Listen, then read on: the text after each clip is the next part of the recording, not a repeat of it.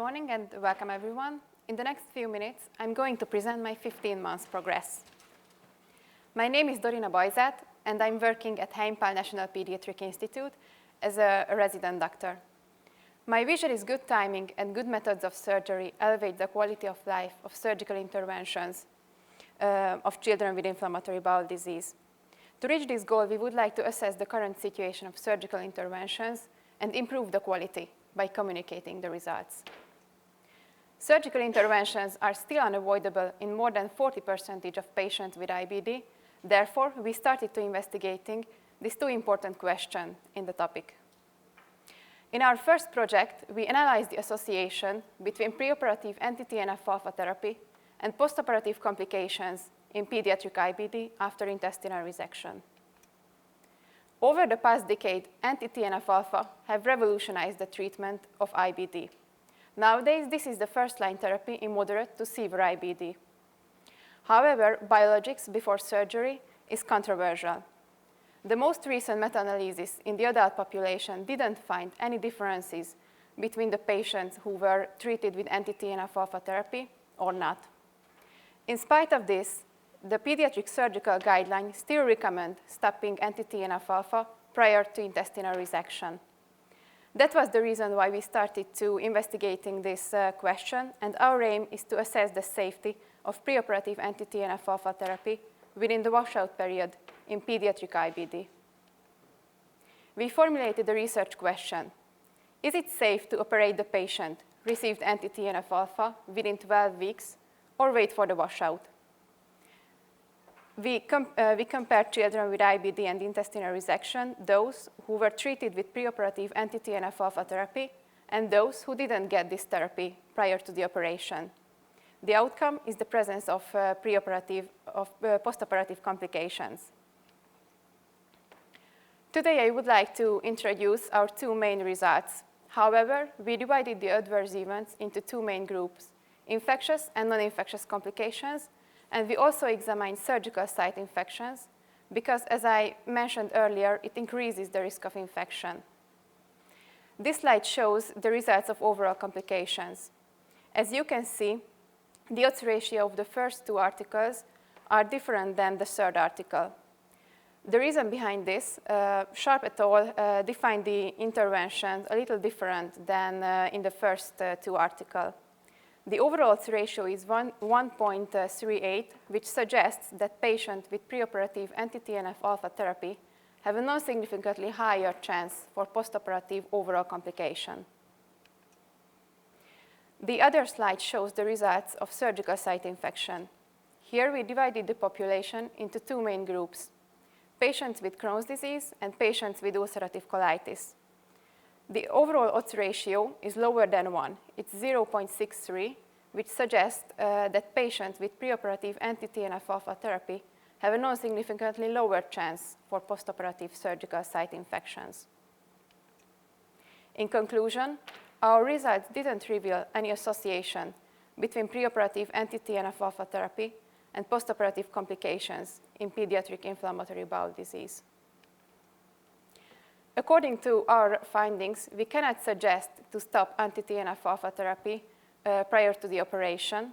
However, randomized controlled trial with higher number of cases should be performed with more detailed data about the baseline characteristics and more precise information about the last dose and trough level of anti-TNF-alpha. Finally, it is still a question, which is the optimal timing of the last administration of anti-TNF? Here you can see the current stage of the manuscript. I'm really happy to say that it was accepted by the paper Inflammatory Bowel Disease. And I would like to say thank you for all of the co-authors and everyone who helped us during the last year to reach this result.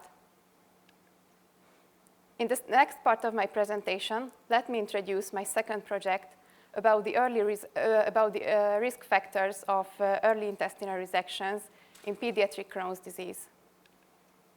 Based on clinical experience, there are some children with Crohn's disease whose disease starts in severe form, or the induction therapy is ineffective. Therefore, they require intestinal resection shortly after diagnosis. intestinal resection can cause vitamin deficiencies. There is a high chance of further resection, which can easily lead to short bowel syndrome. Moreover, patients may require stoma performation during the operation. All in all, these factors can easily reduce the quality of life of patients with Crohn's disease. Our aim in this project is to characterize the patient group and identify risk factors which are associated with early intestinal resections.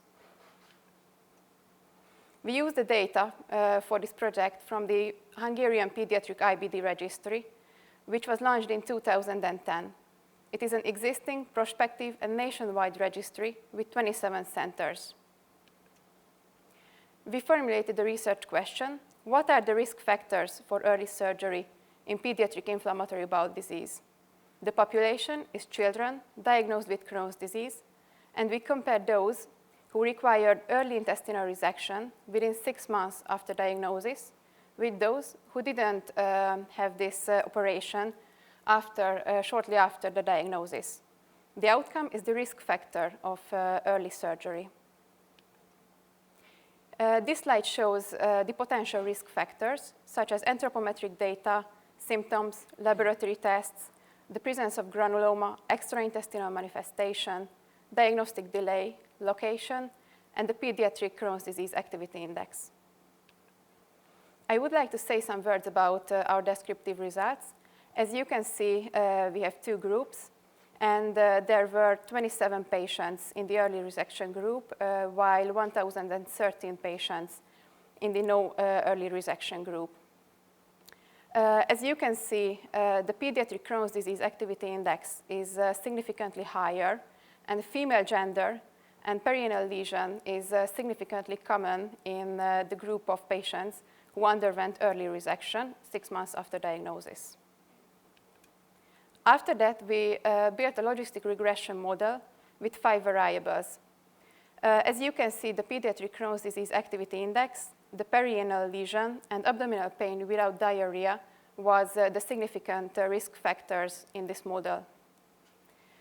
The odds ratio of the activity index was 1.05, which means if the activity index increases by 1 unit, that cause the patient have 5%, so they have a higher chance for early resection. The odds ratio of the perianal lesion is 2.47, which means that these patients who have perianal lesion have a 2.5 higher chance for early resection 6 months after diagnosis. And the odds ratio of the abdominal pain without diarrhea is 3.2, which means the same. These patients have 3.2 times higher chance for early intestinal resection. So these were the significant results in this model. We believe that our findings are important because it increases the awareness of the physicians, and it can result in urgent diagnosis and step-down therapy to prevent early surgery. However, international prospective study could be really important to follow up this patient group. Here you can see the progress of our second project. Currently, the statistician is working on the final results, and I have already started to write the methods part of the manuscript. Our plan is to submit our second project until the end of February. And thank you for your attention. My favorite quote is, "Never measure the height of a mountain until you have reached the top. Then you will see how low it was."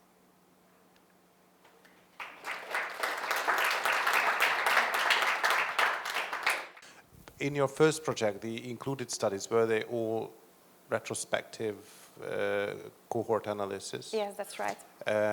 And in relation to the patient characteristics, were these studies on both Crohn's disease and UC patients as well?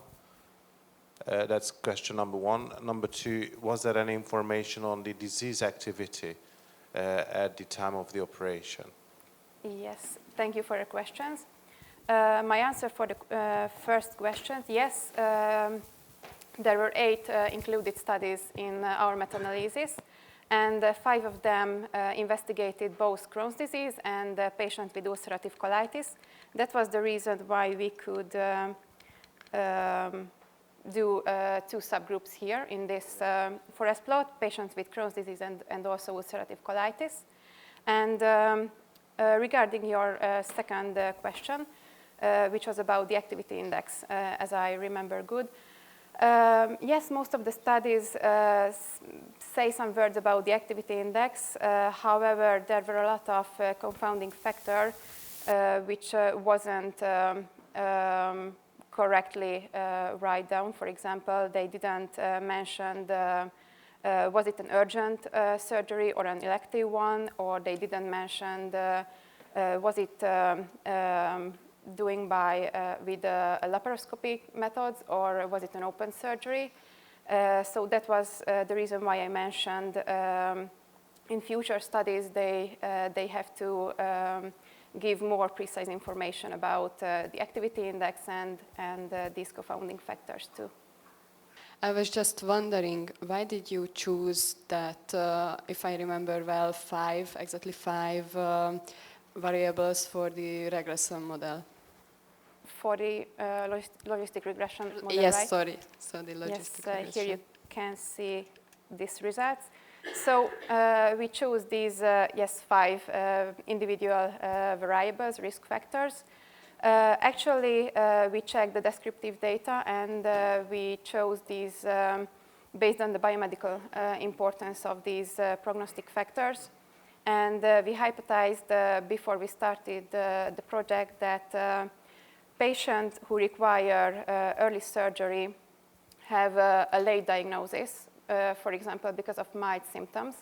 And that was the reason why we wanted to analyze the diagnostic delay and also the abdominal pain without diarrhea, because this can be the symptom of this patient group.